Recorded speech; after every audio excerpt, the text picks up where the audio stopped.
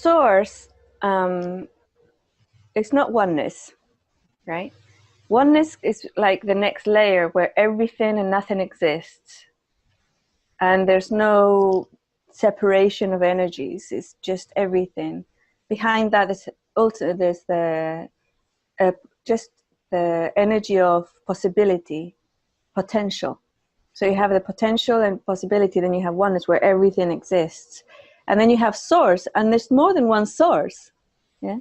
So there's different sources. So for example, an energy or a reality where light and dark do not exist, right? What's their source? Yeah, it's not light. So, but often when we talk about source, because we are essentially light, we think about source for everybody to be light. So when we think about a dark being who feeds him or herself from others, they do that. They also have a very hierarchical energy or structure of existence, so that they push everybody down to be on top. And other things, if you look at it like a vibrational level only, that source would be like if you have an instrument like a guitar, the source of the sound of the very bottom string would be very high. Yeah. So the string would be that source, and it's very different to the string that's on the very top of the guitar, which is very low vibration. Different sources of sound, both have strings. Yeah? So we are all made of energy, or that's what we can call it, because actually nowadays physicists will say, well, if you have an atom and then you break it down to electrons and neutrons and all that stuff, then that's matter, that's particles. But then they looked closer and they found that it's not particles at all. Then they thought, oh, well, okay, so they're sparks of energy. And they looked closer and said, oh, actually, they're not sparks of energy. They're kind of a little wave, like a little something. So now they don't know what it is. They have lots of theories, but they don't actually know what it is. That could be the source of everything, one might say. But that's not light, and that's not dark, because it's not even big enough to even undulate, right? So when we talk about, and that could be, one could say that might be the potentiality universe, I don't know, or it could be oneness, I don't know. It's probably the oneness one, because it already has some sort of matter. And the space between the matter to make it something.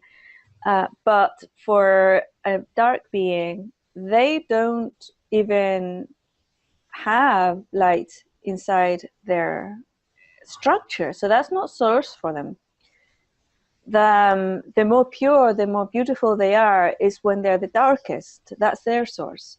Yeah. So the darker, and we're talking about colors, but it's nothing to do with colors, or low or high. It's just difference. They're different, and when they reach their source, it's pure. There's absolutely no light in there at all. Just like when we reach source, it's just light. There's nothing else, So, and we have the consciousness. We have consciousness, in which we can actually experience. I don't know if this is true for every single species on the universe, but I know that we can, as humans, we can experience that expansion.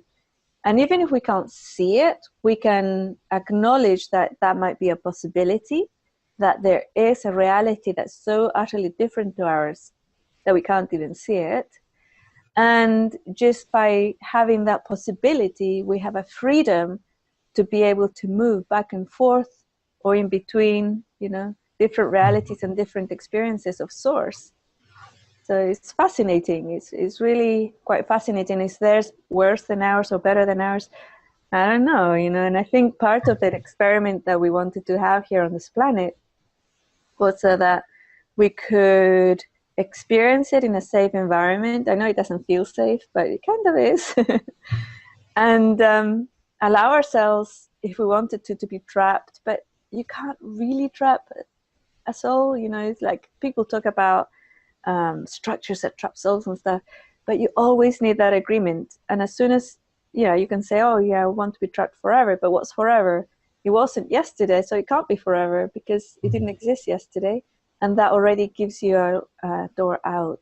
So I hope that explains a little bit more the way I see the source moving forward or away from source.